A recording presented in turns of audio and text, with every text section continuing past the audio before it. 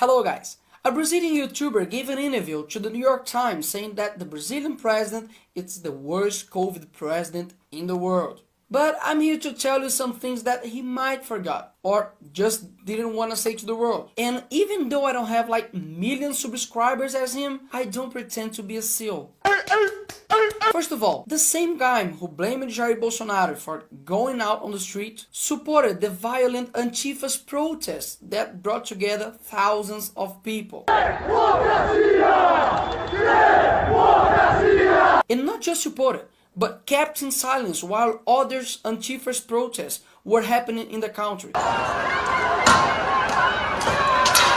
But obviously, in this protest, the COVID wasn't spread. It only occurs when the president goes to the street. The president can't go for a walk, but Antifas can. Break the rule of stay at home, break glass, put fire on the city, punch the oppositors, and that's okay. We have a word for this here in Brazil. It's called hypocrisy. Since the beginning, our president, Jair Bolsonaro, defended that COVID kills, but hunger and unemployment as well. Sempre afirmei que tínhamos dois problemas a resolver: o vírus e o desemprego. O desemprego também leva à pobreza, à fome, à miséria, enfim, à própria morte. And according to UN, coronavirus crisis could double the number of people suffering due to hunger. Now we see that he's not wrong about worrying about it. And no, Jair Bolsonaro didn't go out calling for military intervention. Who can prove it? Oh, let's hear him. Cadê o AI-5? Acabou com o AI-5,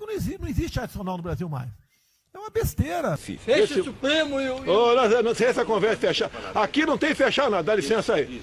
Aqui é democracia. Isso, muito bem. Aqui é respeito à Constituição brasileira. Supremo aberto. Transparente, Congresso aberto, transparente. He puts the blame on our president for asking the health authorities to forcibly change the official medicine leaflet to include coronavirus as a prescribed use case.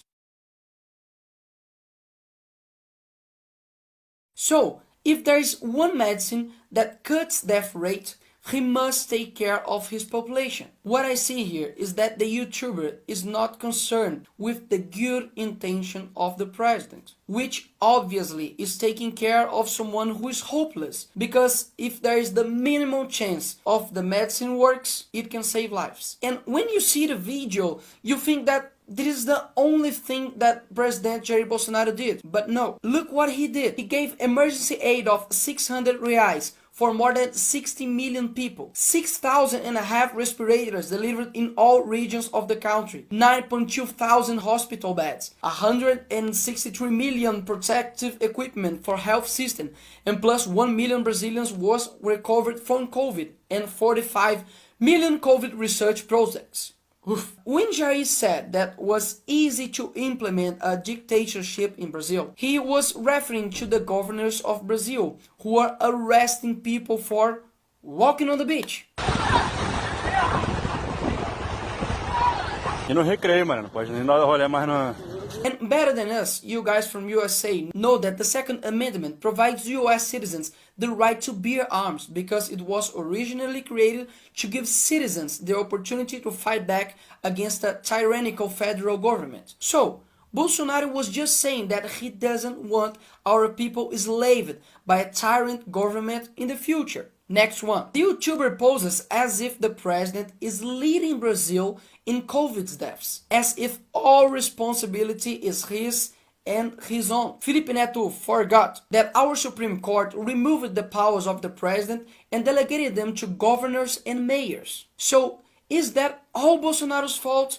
I don't think so. Who was or is prepared to deal perfectly with the pandemic? The causes of death are multifactorial. Is putting all deaths on his shoulders fair? He, unlikely the YouTuber, took several good steps for the country that were not even mentioned in the video. And why so? Because the truth is that just like in the USA, the opposition does everything to see the US in a worse condition, just to put the blame on whom they disagree with. So, the same is happening here in Brazil. And seriously, I don't know why the New York Times called him to speak for Brazil. We have a lot of great journalists here in Brazil. Why didn't they ask them for their opinion? And just to let you know, there is a campaign here in Brazil called moms against Felipe Neto. Moms are always right, okay? This is the guy that you are giving relevance for his political opinion.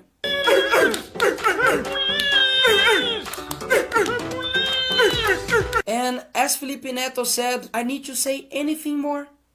That's all, folks.